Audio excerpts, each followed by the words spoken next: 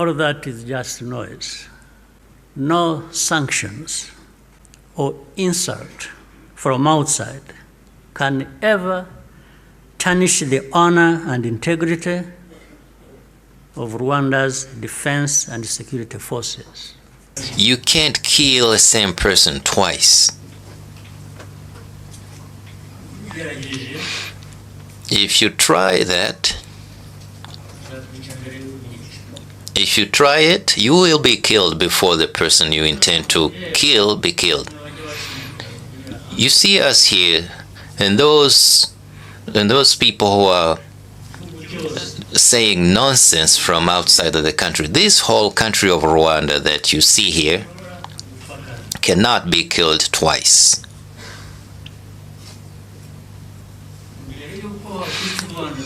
Before you kill Rwanda, Rwanda will kill you. You can't kill the same people twice. Impossible. We cannot be killed twice. The culture and character of today's Rwanda Defense Forces, RDF, was forged in those dramatic moments. It guides the conduct of our forces who serve abroad in peace-building missions, earning universal respect. Indeed, no sanctions or insult from outside can ever tarnish the honor and integrity of Rwanda's defense and security forces, who are among the finest that can be found anywhere. I look forward to raising this matter of sanctions at the highest level to understand the basis for such an injustice.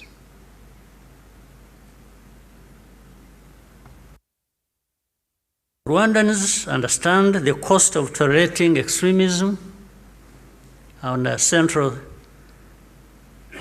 security principle is to put the protection of civilians first. After the genocide, Rwandans chose to rebuild our country together. With that came a promise to never let the politics of genocide take root ever again. I tell you, genocide cannot happen here again. It won't happen.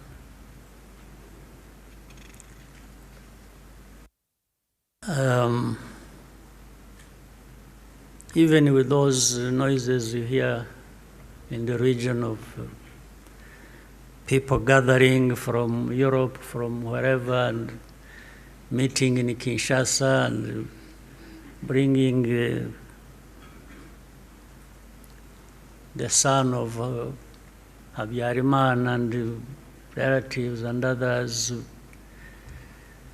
from wherever and gathering. All of that is just noise. It cannot amount to anything that will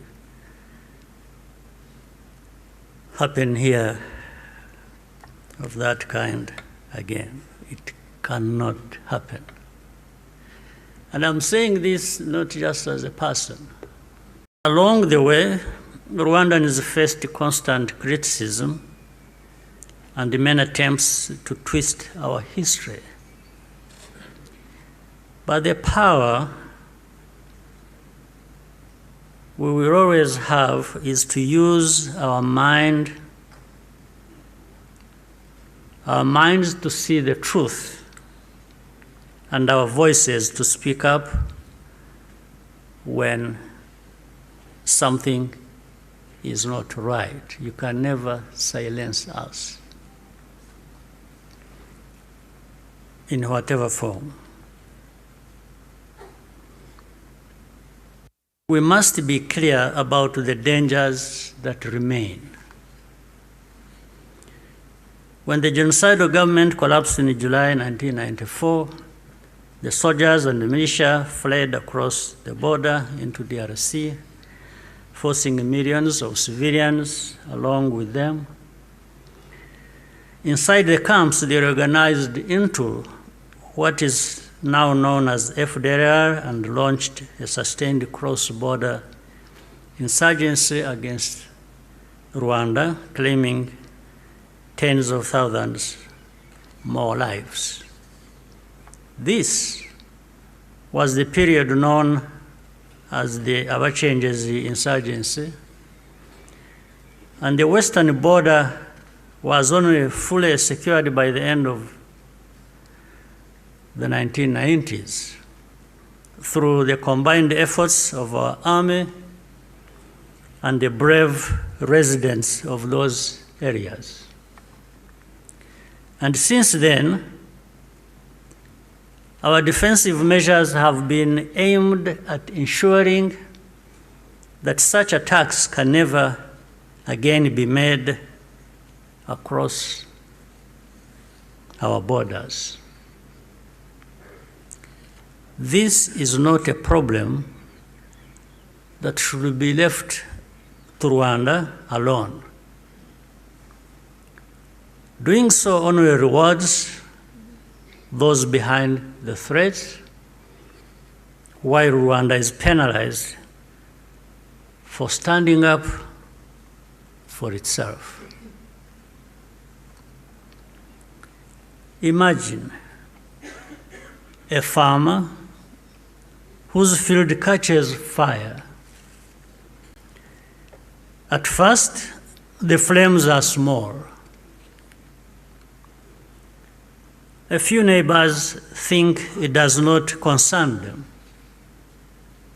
Others say the wind will change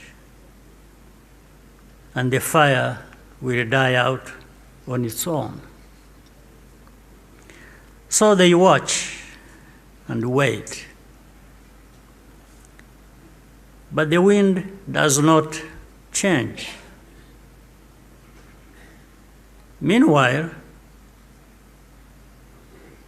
a pyromaniac is secretly adding fuel to the fire. So the fire spreads from one field to another, and then into the forest and the towns and beyond. Only then do people run with the buckets of water and call for the establishment of a fire department. Africans, more than most, should understand that the danger of moral passivity in the face of hatred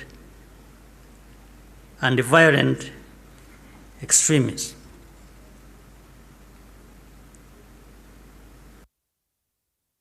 Should understand that danger, especially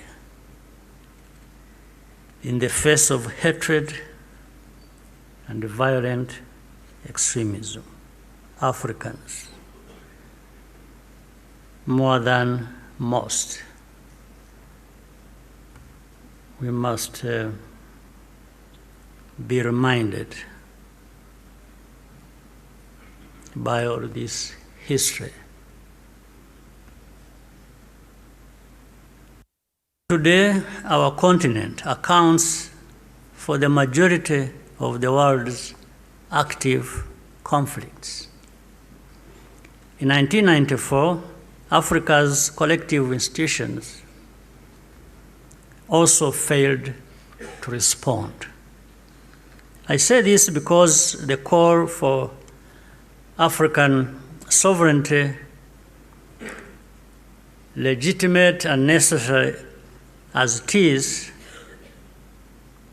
must also mean that African institutions act decisively when Africans are at risk. Bad actors must not be allowed to hide behind the principle of sovereignty, to evade responsibility for abuses or deny citizens their rights. We cannot afford to repeat the mistakes of the past. Genocide ideology is still spreading in our region. Left unchecked, it has the power to take us all backwards again. There are those who claim that Rwanda exaggerates,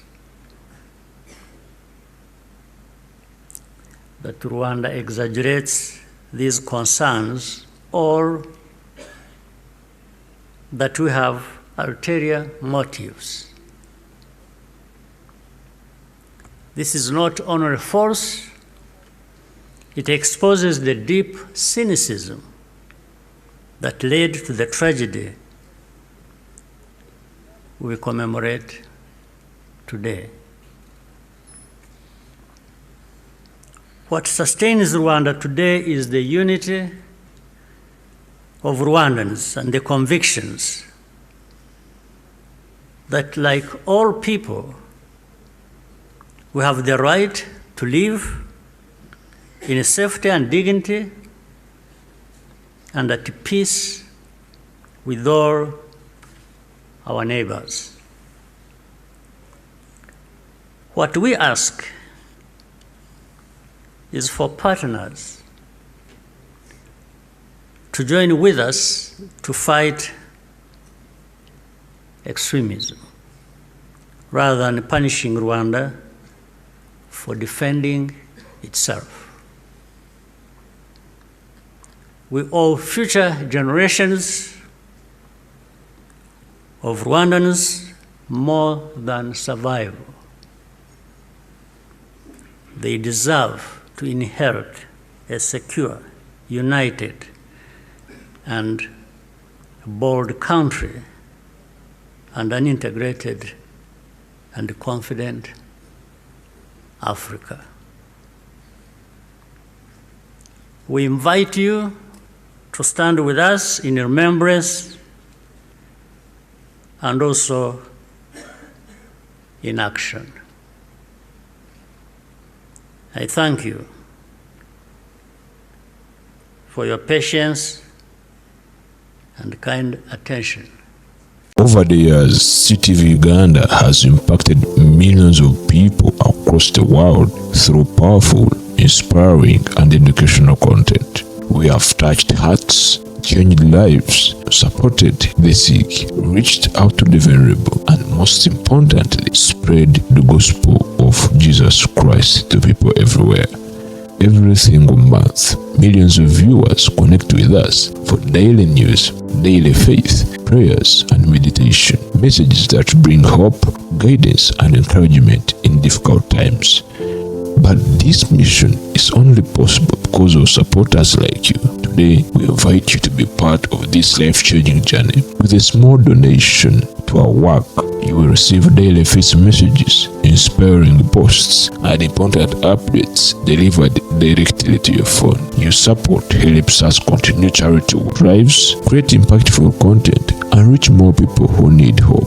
Every donation counts. Every act of kindness matters. Together, we can change lives. Together, we can spread hope. Together, we can build a better future. Support CTV Uganda today. Visit www.buymeacoffee.com/CTV. Be part of the story of transforming lives. Thank you and God bless you.